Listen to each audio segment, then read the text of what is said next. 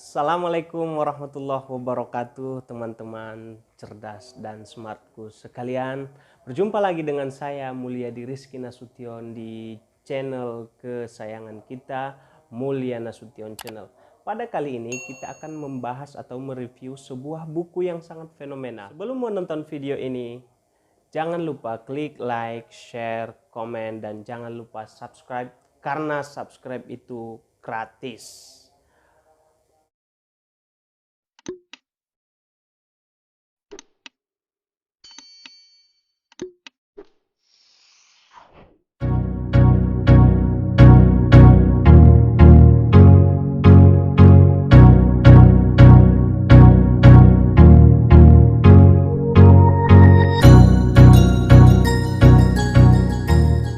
Teman-teman, pada kali ini kita akan mereview sebuah buku yang sangat menarik, yaitu Manage Your Money. Buku ini adalah sebuah karangan dari Shafi'i Effendi. Shafi'i Effendi ini adalah seorang entrepreneurship milenial yang sangat dikenal dari penjuru dunia. Mustahil namanya kalau nama beliau ini tidak dikenal oleh mahasiswa, karena beliau ini sangat dikenal dengan acara-acara seminarnya tentang bisnis. Beliau juga adalah seorang presiden Hoki Indonesia. Hoki ini adalah sebuah organisasi pengusaha Islam di dunia ya. Nah, saya tertarik ingin mereview sebuah buku ini. Buku ini dulu saya dapatkan pada ketika ada seminar beliau di Banten. Nah, dalam buku ini sangat menarik karena covernya yang sangat indah, dihiasi dengan foto beliau dan juga foto dari uang rupiah kita. Nah, terus di sampul belakangnya juga terdapat latar belakang beliau, yaitu ditulis di sini sebagai pengusaha muda, penulis, dan juga bisnismen dan bisnis coach, dan juga founder di PT Sukses Muda Indonesia. Nah, di dalam buku ini berjumlah 84 halaman, sebuah buku yang singkat, dan kalau kita lihat dari tulisannya adalah tulisan yang mempunyai font besar sehingga tulisannya hanya sedikit, tapi ininya sangat banyak manfaat yang terkandung di dalamnya, yaitu untuk bagaimana cara kita mengatur keuangan kita dari masa muda. Karena pepatah mengatakan hemat pangkal kaya. Di sini dalam buku ini adalah saya sangat tertarik kepada bab yang pertama, yaitu kata beliau di dalam bab satunya adalah uang muncul dari masalah.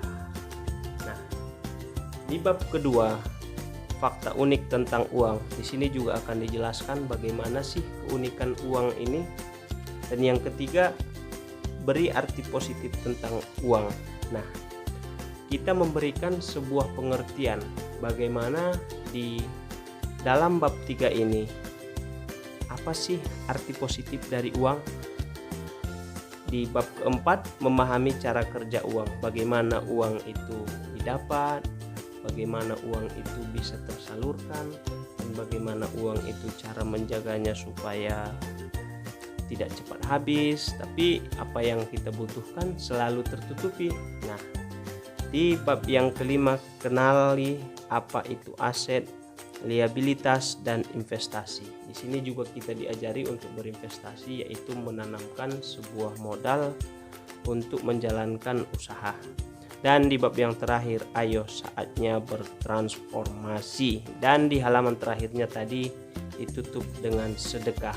Di sini sangat menarik karena ditulis rata-rata dari mereka yang dermawan, mereka menghabiskan uang banyak untuk membantu orang lain. Akibatnya Tuhan siapkan untuk lebih banyak lagi. Begitulah kekuatan dari sedekah. Nah, kita kenal juga karena hakikatnya sedekah itu adalah memberikan pencarian kita ataupun pendapatan kita kepada orang yang lain dengan tujuan untuk istilahnya merayu Tuhan, supaya Tuhan memberikan kepada kita gantinya yang luar biasa banyaknya. Pada halaman ke-6 ditulis di sini dengan sangat menarik, yaitu uang sama dengan solusi. Ya, tidak menutup kemungkinan karena sekarang ini dengan uang, kalau kita namanya hidup di masih Indonesia, dengan uang bisa segalanya. Tapi ingat, tidak segalanya dengan uang, tapi segalanya butuh uang. Nah, uang adalah alat tukar nilai tambah. Jika ingin banyak uang, maka perbanyaklah nilai tambah pada diri Anda. Nah, di sini tadi saya baca di halaman sebelumnya, apabila kita memperbanyak peredaran uang di diri kita sendiri, misalnya kita memperuntukkan uang yang kita miliki untuk saham, untuk usaha, adalah hakikatnya kembali kepada diri kita sendiri. Nah, dari itu akan memperoleh satu keuntungan ataupun laba yang tidak menutup kemungkinan kecil, tidak menutup kemungkinan banyak. Tapi ingat, setiap usaha itu ada resikonya, dan resiko itu adalah menjadi tantangan kepada kita sendiri. Nah, di sini juga dijelaskan bahwa semua itu dapat kita raih apabila kita hidup dan menghambakan diri kepada Allah. Nah, pada bab kedua ini sangat menarik, yaitu membongkar fakta unik di balik uang ataupun tentang uang. Pada awal tahun 1985 dan 1986, ada seorang wanita beruntung bernama Evelyn Marie Adams atau biasa dikenal sebagai Evelyn Adams. Wanita ini mendapatkan lotre sebesar 5,4 juta US dollar. Menurut kita, uang sebanyak itu bisa menghidupi dirinya sampai beberapa keturunan. Tapi faktanya wanita ini jatuh miskin dalam beberapa tahun kemudian. Ditambah lagi hutang beberapa ratus ribu dolar disebabkan berjudi di Atlantic City dan bisnis-bisnis yang ia coba dan gagal. Nah, di sini uang yang banyak tidak menutup kemungkinan kita cepat habisnya, dan uang yang sedikit tidak menutup kemungkinan akan bertahan lama. Tergantung kita bagaimana memanage uang itu supaya bisa bertahan lama dan uang itu mencukupi kepada kita. Karena di sini tadi dijelaskan bahwa ia mempoya-poyakan uang itu untuk bisnis gagal dan menghabiskan uang itu semua untuk berjudi di Atlantic City. Nah, karena judi itu adalah sebuah kerugian. Ya, memang judi itu kita kenal sebagai ajang untuk memperkaya kita secara matematika, tapi keberkahan di dalamnya tidak ada. Bahkan duitnya pun duit haram. Berapapun duit haram itu akan cepat habis dan ludes. Karena di sini juga dijelaskan uang itu adalah yang paling penting, berkah dan nilainya. Percuma kita mempunyai uang tapi keberkahan di dalamnya tidak ada. Nah, orang-orang yang bermindset dan bermental miskin akan kembali dalam keadaan miskin. Bagaimanapun uang datang dalam hidupnya, baik dalam jumlah yang sedikit atau yang besar sekali. Dan orang yang bermindset atau bermental kaya akan kembali menjadi kaya. Bagaimana tentang kondisi yang terjadi dalam hidupnya? Nah, tidak menutup kemungkinan bahwa orang kaya itu akan menjadi kaya dan orang miskin itu menjadi kaya, orang kaya itu menjadi miskin, orang miskin itu tak menjadi miskin. Bagaimana caranya memanage uang itu dan mempergunakan uang itu sehingga di sini dijelaskan ada 4 tipe orang dengan uang dan waktu yang ia miliki. Yang pertama digambarkan di sini, gambar uangnya dicontreng dan gambar jamnya tidak dicontreng. Sementara yang B, gambar uangnya tidak dicontreng, gambar waktunya dicontreng. yang C dua-duanya dicontreng, dan yang D adalah tidak ada yang dicontreng sama sekali. Ayo kita lihat apa sih perbedaan antara yang 4 ini. Yang pertama, tipe A adalah orang yang tidak memiliki uang tapi memiliki banyak waktu dalam kehidupannya. Contoh, seorang pengangguran. Nah, di contoh B dijelaskan juga yang tadi gambarnya adalah orang yang memiliki uang tapi tidak memiliki waktu. Seperti contoh adalah karyawan yang workaholic. Itu dia mempunyai uang tapi tidak ada waktu. Nah, ini kita lihat sebagai contoh karyawan pabrik. Dia kerja hari-hari kecuali hari libur, tapi uangnya segitu-gitu aja.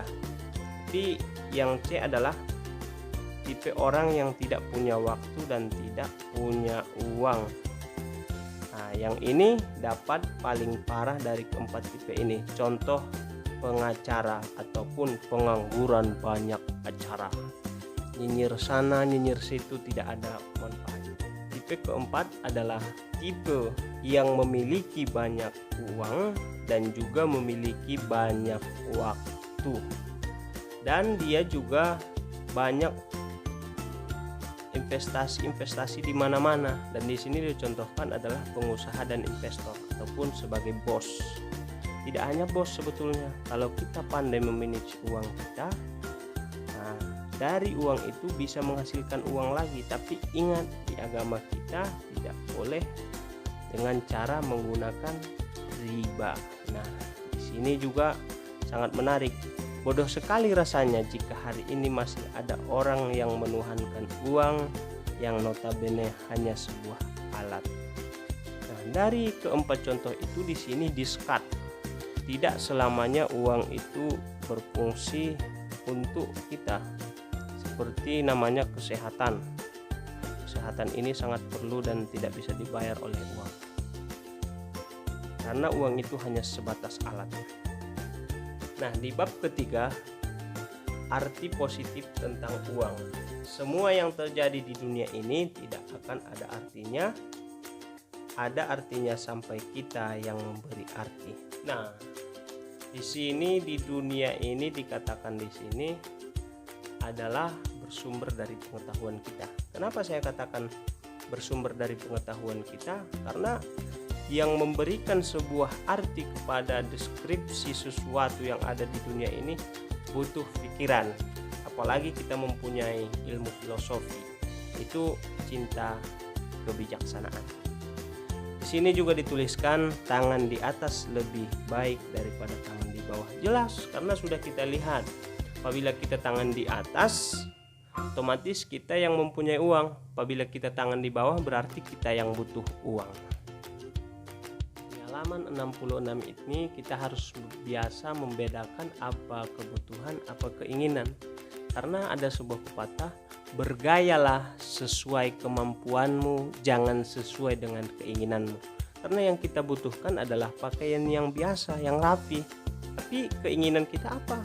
Pakaian mewah senilai 500.000. Yang kedua, contohnya handphone. Nah, handphone hanya untuk bisa sosial media, untuk bisa telepon, ya bisa dibilang 1 juta juga udah bisa. Tapi kita menginginkan yang bermerek buah misalnya, yang senilai di atas puluhan juta. Dan juga di sini transportasi. Nah, transportasi ini juga sebetulnya tidak perlu mewah. Kalau kita masih pas-pasan. Tapi kalau kita sudah mempunyai uang lebih, apapun keinginan kita secara dunianya bisa dipenuhi.